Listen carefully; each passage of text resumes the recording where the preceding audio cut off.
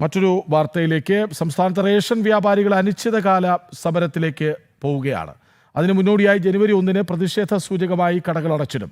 ആവശ്യങ്ങൾ അംഗീകരിച്ചില്ലെങ്കിൽ ഫെബ്രുവരി 1 മുതൽ അനിശ്ചിതകാലത്തേക്ക് സമരം ഇരിക്കുമെന്നാണ് അവർ പറയുന്നത്. പ്രശാന്ത് ശങ്കരമംഗലത്തൊപ്പം ചേരുന്നുണ്ട്. പ്രശാന്ത്, നോക്കൂ, ഈ അല്ലെങ്കിൽ തന്നെ റേഷൻ സംവിധാനം, പൊതുവിതരണ സംവിധാനം അപ്പാടെ പാളിയ അവസ്ഥയിലാണ്. അപ്പോഴാണ് ഇങ്ങനെ അടച്ചിടലിലേക്ക് വീണ്ടും പോകും എന്ന് പറയുന്നത്. വല്ലാത്തൊരു പ്രതിസന്ധിയിലേക്കാണോ നമ്മുടെ റേഷൻ സംവിധാനം വീണ്ടും പോകുന്നത്?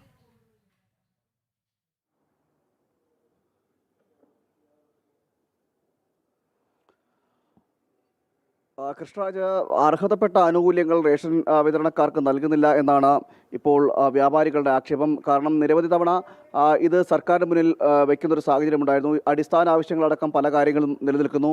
ഇതെല്ലാം സർക്കാരിന് മുന്നിൽ വയ്ക്കുമ്പോഴും അത് അംഗീകരിക്കാത്തൊരു സാഹചര്യം നിലനിൽക്കുന്നു. മറ്റ് പല ക്ഷേമ പെൻഷനുകളും അല്ലെങ്കിൽ മറ്റ് ക്ഷേമ പദ്ധതികളടക്കം സർക്കാർ പ്രഖ്യാപിക്കുമ്പോഴും റേഷൻ വ്യാപാരികളോട് കടുത്ത നിഷേധാത്മകമായിട്ടുള്ള നിലപാടാണ് സർക്കാർ സ്വീകരിക്കുന്നതെന്നാണ് ഈ വ്യാപാരികളുടെ ആക്ഷേപം.